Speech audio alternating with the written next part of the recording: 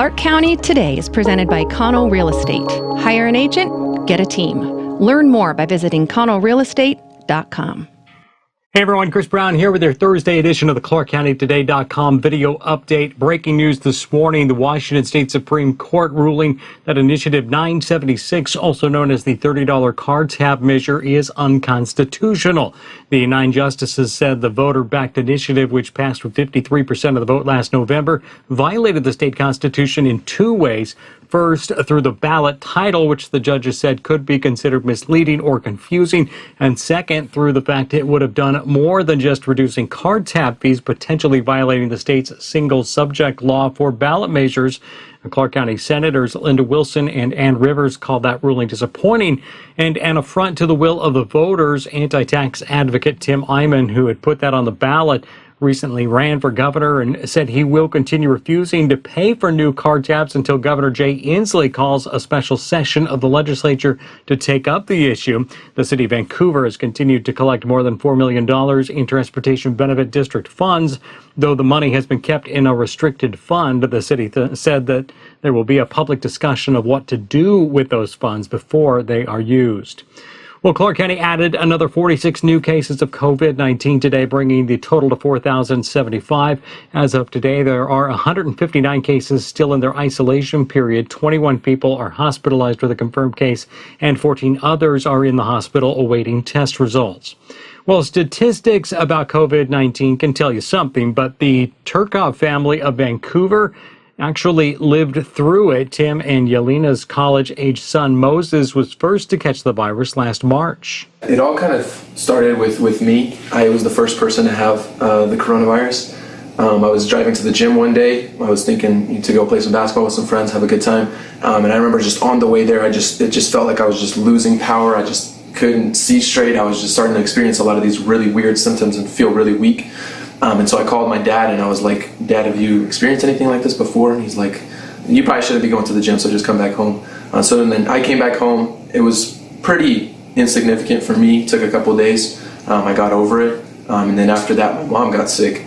And so that's where we kind of continued with the... I had fever for 3 days and just lost sense of smell. But got better within 3 days. Like my fever went away. I was weak for a couple of weeks, but that was it for me. But Tim, He was sick he had fever for 12 days and it would not go down. He would get chills all the time, day and night. He was getting weaker. We went to the hospital twice and they said there's no treatment. They gave him azithromycin, the antibiotic, which, he took the whole dose and we didn't see any improvements. The Turcoffs say they finally switched doctors and were prescribed the controversial drug hydroxychloroquine, after which they experienced rapid improvement. Today, the family is healthy, happy, and looking forward to Moses graduating from WSU Vancouver next semester. You can see the full interview at ClarkCountyToday.com.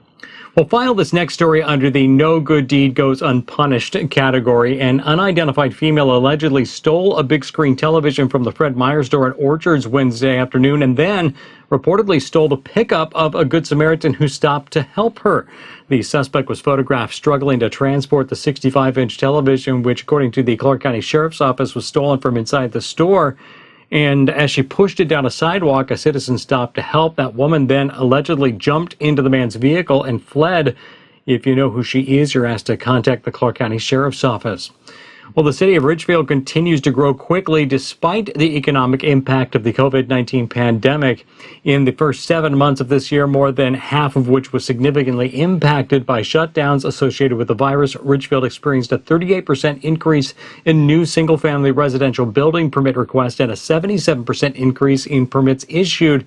Ridgefield City Manager Steve Stewart stated the obvious, that the development was pretty outstanding considering the challenges. The growth and development is nothing new to Ridgefield, which 3 times in the past decade has been named the fastest growing city in Washington. The last of those 3 occasions coming just last year, with the population growing by almost 9,000 residents.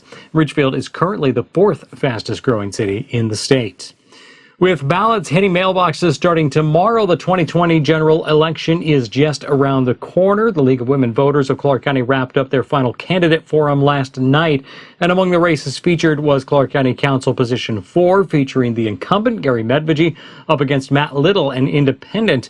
The pair answered questions concerning the county's response to the pandemic, the growth management plan, as well as the increasing homelessness crisis. Now, things did get a little heated on the issue of partisanship and COVID-19 precautions, with Little pointing out multiple times that his opponent attended a political rally without a mask and without social distancing. Medvegi responded by expressing a disdain for such vitriol.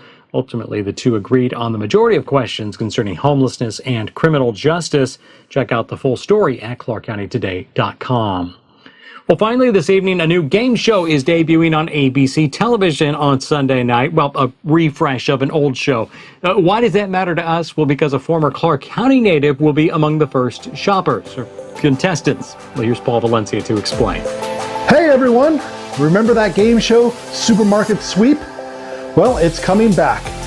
ABC will be debuting its revival Sunday night.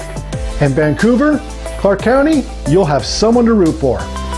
Julia Warren now lives near San Diego, California, but she grew up here. A 2003 graduate of Skyview High School, she said it has always been a dream of hers to be on a game show. Now, she'll be on a national game show on prime time. She can't tell you how she did, that's against the rules, but she can tell you she had a great time. And during the pandemic, with all the stuff going on, she said it was a great thing to look forward to, being selected to be on this game show. Have a little fun, have a little joy.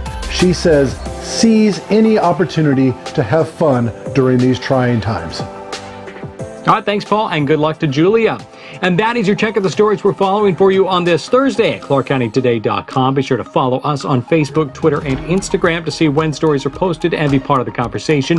If you have a story idea you'd like us to follow up on, send an email to news@ClarkCountyToday.com.